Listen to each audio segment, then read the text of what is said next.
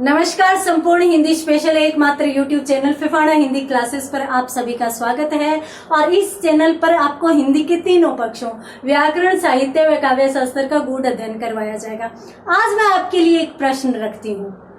आपके लिए अपने सिद्धांत ज्यादा मायने रखते हैं या परिस्थिति के अनुसार आप अपने आप को ढालने में सक्षम हैं? तो आप इस बात का जवाब दीजिए कि यदि विपरीत परिस्थितियां आ जाए तो आप अपने सिद्धांतों से समझौता करेंगे या अपने सिद्धांतों के साथ बने रहेंगे।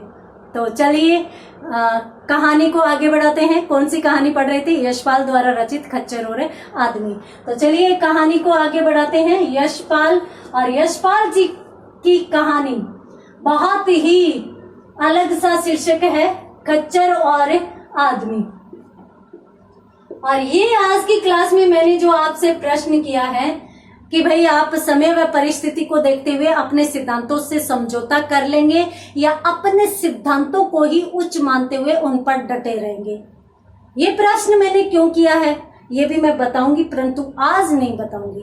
तभी बताऊंगी जब इस एकांकी का उद्देश्य स्पष्ट होगा। हाँ, इतना जरूर क्लियर कर देती हूँ कि कहीं न कहीं इसका और इस एकांकी का दोनों का आपस में संबंध है। यहां पर अपन थे, कहाँ थे? तीसरे दिन की बात अपन कर रहे थे। और तीसरे दिन में खच्चर की जो विचित्र घटना थी जिसके बारे में भार्गव ने पूरन को बताया, वो चीज भी अपन देख चुके थे। इसके साथ साथ इन्होंने यूं कहा कि भी काम था भी कुछ नहीं और काम करने लायक भी हम कुछ नहीं थे। क्यों? क्योंकि काम कुछ किया ही नहीं जा सकता था। ठंड इतनी ज्यादा कंपा रही थी कि हिम्मत ही नहीं हो रही थी और रजाई के थैलों से बाहर निकलने का तो मन ही नहीं हो रहा था। पुस्तक पढ़ने का सोचा तो वो भी नहीं। तापमान जो है वो -45 डिग्री जा चुका था। आप सोचिए, -45 डिग्री। हम माइनस में नहीं जाते, हमारे यहाँ तापमान लगभग 10-15 डिग्री सेल्सियस रहता ही है। फिर भी अपन जो पौष और माघ का महीना होता है उसमें इतनी ठंड भी सहन नहीं कर पाते। तो सोचिए ये यहाँ पर कितना तापमान होगा। अब इस समय हालत तो खराब थी, परंतु खच्चरों की तरफ देखकर तो हालत और अधिक खराब हो रही थी। जैसे तैसे ये दिन निकला। आज ज्यादा बरसात नहीं हुई, बादल छाए रहे परंतु बरसात नहीं हुई। तो जैसे तैसे दिन निकल गया। रात को हम लोग अपने तंबुओं में चले गए।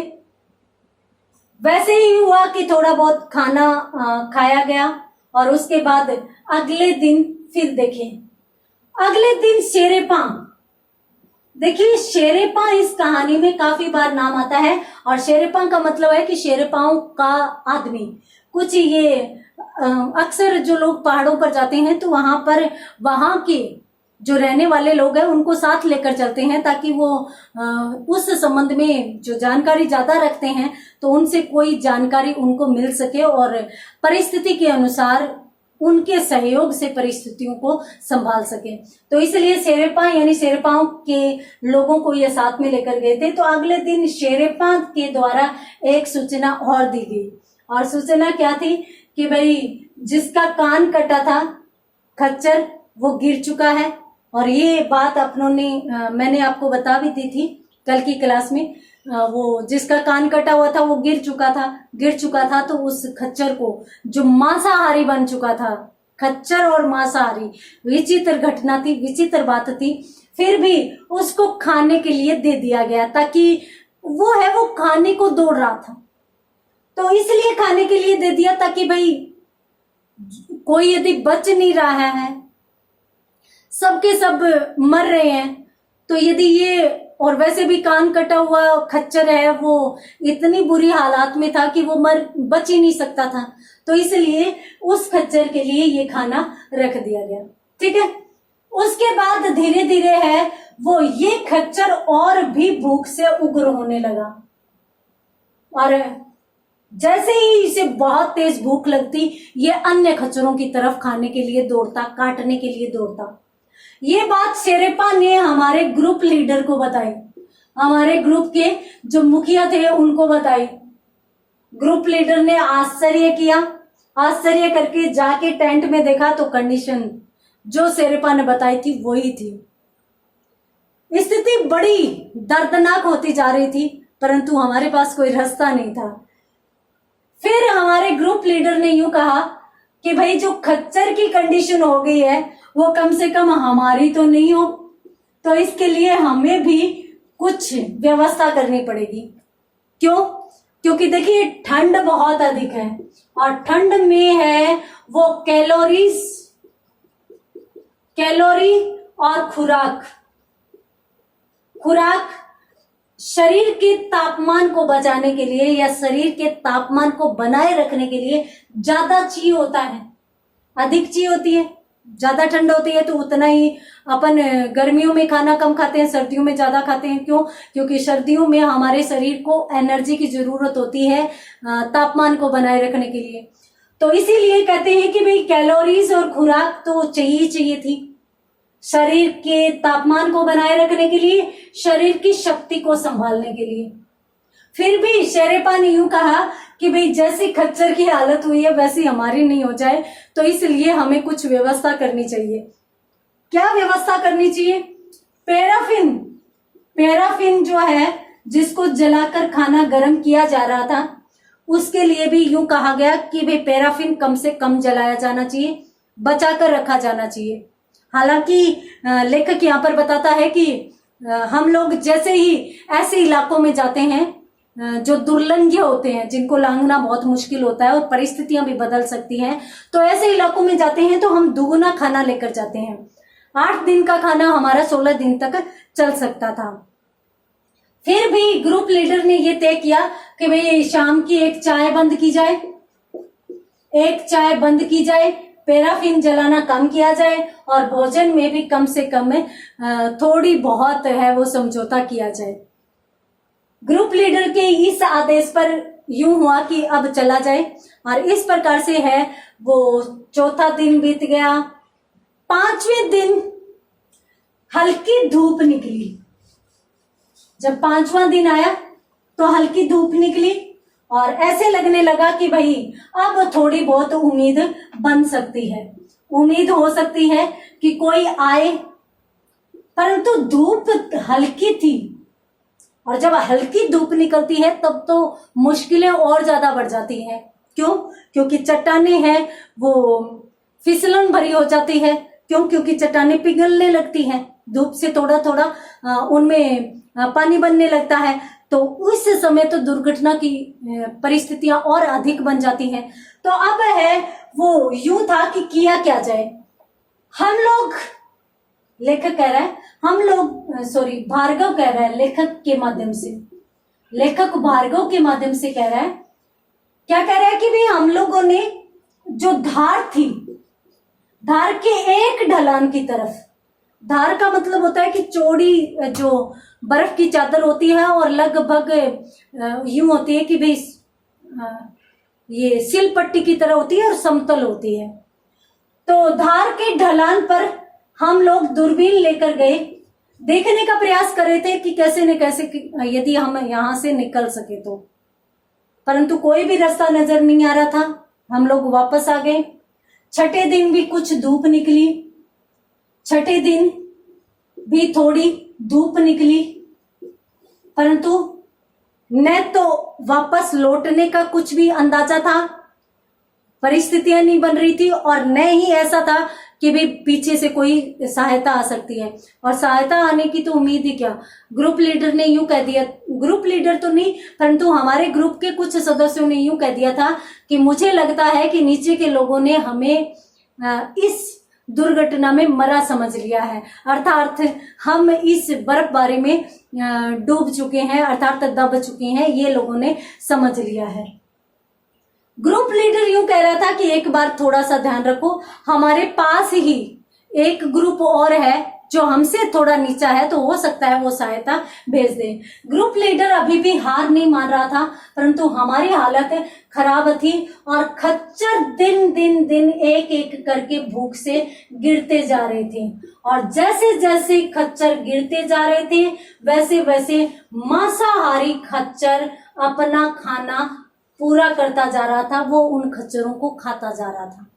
अब ये मांसाहारी खच्चर तो बचा हुआ था, बाकी धीरे धीरे करके एक एक खच्चर गिर रहा था, मर रहा था, गिर रहा था, मर रहा था। मांसाहारी खच्चर एक बचा हुआ था।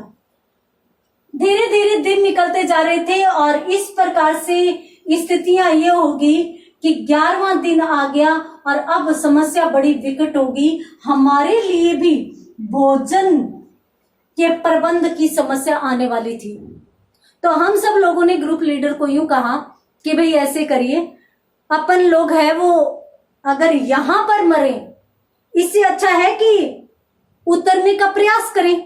प्रयास करते हुए यदि मरेंगे, कि जीवन जीने के प्रयास में यदि अपन मर जाएं, तो वो कहीं बेहतर है कि यहां बैठे रहकर मरे।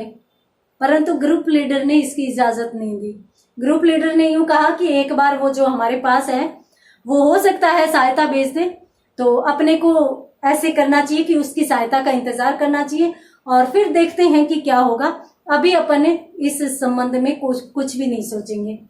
शेरपान जो था उसने हमारे ग्रुप लीडर को आकर यूं कहा कि भाई ये खच्चर है वो धीरे धीरे सब खच्चरों को खा चुका है और अब ये हमारे लिए भी घातक हो सकता है, तो क्यों ना इसको गोली मार दी जाए, कि इसको गोली मार दी जाए ताकि हम लोग तो बचे रहें, नहीं तो ये हमें भी खा जाएगा, क्योंकि ये है वो खच्चरों को खाकर और भी अधिक भयानक बन गया है। ग्रुप लीडर ने इसके लिए भी मना कर दिया कि भाई इस खच्चर को मारेंगे नहीं, वैसे भी 2-3 दिनों से धूप निकल रही है, तो शायद कल तक धूप की वजह से, वैसे भी इसने बहुत मांस खाया है और ये लगातार खाता आ रहा है, ये भूखा नहीं रहा, तो 3-4 दिन तो ये मरेगा नहीं। और अंदाजा ये है, अनुमान ये है कि अब 1-1.5 इंच की पट्टी रही है, जो धरातल पर जो 6-7 इंच की मोटी परत जम गई थी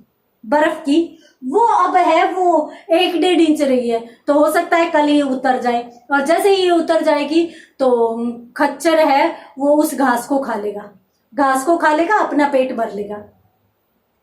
तो ग्रुप लीडर को ये कहा गया कि भाई अगर ऐसा नहीं हुआ तो फिर देखेंगे, और फिर हमारे भी खाने के लिए कुछ नहीं है ना, ये खच्चर हमारे लिए काम आएगा। मान लीजिए कि हमारे लिए कोई भी सहायता नहीं आई, तो फिर हम इसको खाकर और हम नीचे जाकर और कैसे न कैसे, या नीचे जाकर नहीं, नीचे जाने का फिर हम प्रयास करेंगे।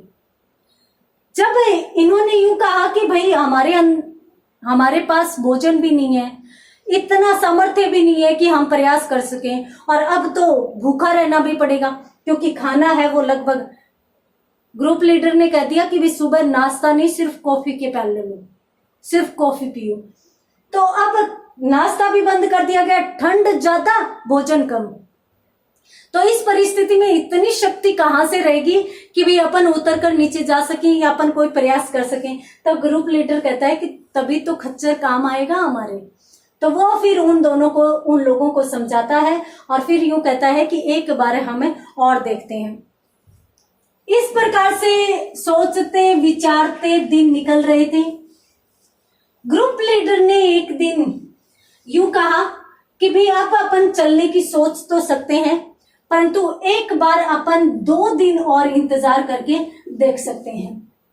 हमारे लिए एक एक पल निकालना भारी हो रखा था। समझ में नहीं आ रहा था कि क्या करें, कहां जाएं, कैसे करें। और सब लोग तो हमें उस घाटी में दबा हुआ समझ चुके होंगे। अब तो यदि कोई अगर धूप निकल रही है तो कोई प्रयास करे तो भी करना ही नहीं चाहेगा। और फिर यहां पर भार्गव ये भी बताता है कि भी मनुष्य व पशु में फर्क होता है। जहां पर मनुष्य जा सकता है वहां पर पशु नहीं जा सकता। क्यों? क्योंकि बर्फ अब धूप के निकलने से थोड़ी थोड़ी पिघल गई थी, तो वो पैरों से भी टूट रही थी, वो मुलायम हो गई थी, क्योंकि धीरे धीरे इसका पानी निकल रहा था, तो वो मुलायम हो रही थी। तो उस समय मनुष्य तो किसी भी प्रकार से उस पर जा सकता था, परंतु खच्चर तो उस पर पैर ही नहीं रख सकते थे। क्यों नहीं रख सकते थे? क्योंकि खच्चर या जानवर जो होते हैं वो सिर्फ और सिर्फ शारीरिक परिश्रम करते हैं, मनुष्य अपनी कुछ बुद्धि भी लगाता है। तो इसलिए वो यूं कहते हैं कि भाई परिस्थितियां भयंकर होती है तो मनुष्य के पास दिमाग होता है, वो जितना हो सके उतने दिमाग से काम करना चाहता है, काम करने की कोशिश भी करता है, परंतु फिर भी कभी कभार हार हो जाती है। भार्गव के साथ आगे क्या होता है, ये किस प्रकार का प्रयास करते हैं, दूरबीन से देख रहे हैं, क्या रास्ता मिल जाएगा, देखेंगे अगली क्लास में। तब तक के लिए धन्यवाद।